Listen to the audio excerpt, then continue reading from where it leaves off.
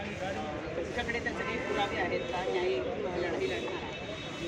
नाही, आता मग याच्यामध्ये पुराव्याचा विषय आपण जर सांगितला तर अनेक अशा वेगळ्या गोष्टी तिथे घडलेल्या आहेत की ज्यामध्ये अनेक जे निकाल आहेत त्यामध्ये सातत्याने ज्या भागामध्ये आमचं वर्चस्व आहे तिथेसुद्धा आम्ही मागे आहोत आणि ज्या ज्या ठिकाणी आमचे लोक आहेत तिथेसुद्धा आम्ही मागे आहोत. असा एकही झेडपी गट किंवा गण असा नाही, तिथे आम्ही पुढे आहोत. 1992 पासून आम्ही तिथे काम करतो आणि असं कधी घडलं नाही, ते पहिल्यांदा घडलेलं नाही. माझी एवढी मोदी साहेबांची लाट 14ला आली तेव्हासुद्धा आम्ही त्या ठिकाणी माझ्या जिल्हा परिषद सदस्य होती, माझे तिथे 4 जिल्हा सदस्य होते, पंचायत समिती आमच्याकडे होती. मग असं असताना तिथे आज आम्ही मागे आहोत. अशी कुठली लाट अचानक आली की जी दिसली नाही लोकांना. आणि लोकांचं मत हे आहे की आम्ही मतदान दुसरीला केलं आहे, परंतु एवढ्या मोठ्या 41,000 मतांनी माझा पराभव होतोय हे लोकांना पडलेलं नाही, तिथल्या प्रशासनाला पडलेलं नाही, तिथल्या पोलीस यंत्रणेला पडलेलं नाही. त्यामुळे हा सगळा संशयाचा प्रकार आहे.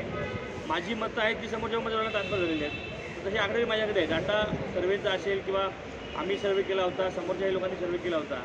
आणि जो उमेदवार आहे तो आचार्य झेडपी सदस्य नव्हता, आता सरपंच नव्हता, त्यांची मिसेस सभापती होती. मागच्या 20 वर्षात त्यांचा काहीही त्या ठिकाणी संपर्क लोकांशी नव्हता.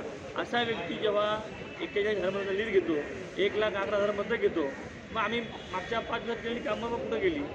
लोकांचा जो अप्रोच आमच्याबद्दल आहे, जो जनसंपर्क आहे, एवढ्या मोठ्या सभा आम्ही घेतल्या, रॅल्या झाल्या, मागच्या 20 वर्षामध्ये ज्या सभा झाल्या त्या आत्ता झाल्या. असं असताना सुद्धा जर निकाल अशा पद्धतीने येतो, यामध्ये कुठेतरी आम्हाला संशय येतो. आम्ही केलेलं काम माझ्या मतदारसंघामध्ये मागच्या 60 वर्षात तहसीलदारकडे नवीन मी बांधली, दवाखाने नवीन बांधले, 18-20 ॲम्ब्युलन्स मी घेतल्या. मला वाटतं माझ्या त्या जिल्ह्यामध्ये किंवा माझ्या आजूबाजूच्या भागामध्ये सुद्धा कुठल्याही आमदाराने स्वतःच्या आमदार निधीमधून 18 ॲम्ब्युलन्स घेतलेले नाही. 3,500 कोटीची कामं आम्ही केली, ती कोणी केलेली नाहीत. 4 तालुक्यामधली नवीन तहसील कार्यालय बांधली 7-7 कोटीची, आश्रमशाळा नवीन बांधल्या 386 कोटीच्या. हे सगळ्या ज्या गोष्टी मी सांगत ह्या रेकॉर्ड आहेत. ॲम्ब्युलन्सचा रेकॉर्ड माझा कोणी आजपर्यंत केलेलं नाही. आश्रमशाळा सगळ्या बांधण्याचा रेकॉर्ड माझ्या आधी मंत्री होते, आधी विकास मंत्री, त्यांच्या मुलांनाही पराभूत केलं 22,000 मतांनी.